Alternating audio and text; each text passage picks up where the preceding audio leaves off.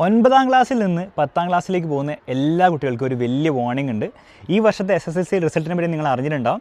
കഴിഞ്ഞ വർഷത്തെ അപേക്ഷിച്ച് പകുതി കുട്ടികൾക്ക് മാത്രമേ ഫുൾ A+ കിട്ടിയിട്ടുള്ളൂ. കഴിഞ്ഞ വർഷം 61,000 കുട്ടികൾക്കാണ് ഫുൾ A+ കിട്ടിയെങ്കിൽ ഈ വർഷം വെറും 30,000 കുട്ടികൾക്കേ ഫുൾ A+ കിട്ടിയിട്ടുള്ളൂ.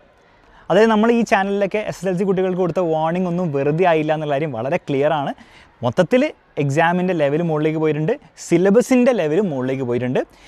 അതിൻ്റെ റിസൾട്ടാണ് ഈ ഫുൾ A+ലുള്ള കുറവിൻ്റെ കാരണം. ഇനി നിങ്ങൾ 10ാം ക്ലാസ്സിൽ വരുമ്പം ഈ ഒരു കാര്യം നെക്സ്റ്റ് ലെവലിലേക്ക് പോകാനാണ് ചാൻസ്. അതായത് ഫുൾ A+കളുടെ എണ്ണം ഇനി അങ്ങോട്ട് കുറഞ്ഞ് വല്ല 20,000 15,000 കുട്ടികൾക്ക് മാത്രമേ ഫുൾ A+ കിട്ടുള്ളൂ എന്നുള്ള ലെവലിലേക്ക് പോകാനാണ് ഏറ്റവും കൂടുതൽ ചാൻസ് ഉള്ളത്.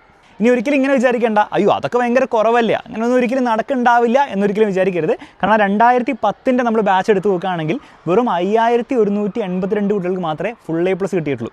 2010 മാത്രമല്ല, 2010 മുതൽ ഓൾമോസ്റ്റ് 2015 വരെയോളം 5,000 6,000 കുട്ടികൾക്ക് ഓരോ വർഷം ഫുൾ A+ കിട്ടലുണ്ടായിരുന്നുള്ളൂ.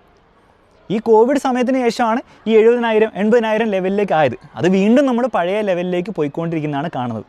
അതായത് വളരെ സിമ്പിളായിട്ട് പറഞ്ഞു കഴിഞ്ഞാൽ, നിങ്ങൾ 10ാം ക്ലാസ്സിൽ ഫുൾ A+ ആണ് നിങ്ങളുടെ ആഗ്രഹമെങ്കിൽ, അതാണ് നിങ്ങളുടെ ഡ്രീം എങ്കിൽ, സാധാരണ പോലെ പഠിക്കൽ ഒരു പോസിബിലിറ്റി പോലും അല്ല. അങ്ങനെ പഠിച്ചു കഴിഞ്ഞാൽ ഒരിക്കലും നിങ്ങൾക്ക് ആ ഒരു ലെവലിലേക്ക് എത്താൻ പറ്റില്ല.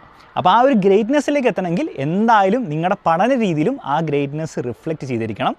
നിങ്ങൾ ഓൾറെഡി എക്സാമിനറിൻ്റെ ലക്ഷ്യ ബാച്ചിലേക്ക് ജോയിൻ ചെയ്ത് പഠിത്തം സ്റ്റാർട്ട് ചെയ്തവരാണെങ്കിൽ ഈ പറഞ്ഞ കാര്യങ്ങളൊന്നും ഓർത്ത് നിങ്ങൾ പേടിക്കേണ്ട ആവശ്യമില്ല. ആകെയുള്ള ബാച്ചിലുള്ള കാര്യങ്ങൾ കൃത്യമായിട്ട് ഫോളോ ചെയ്താൽ മതി.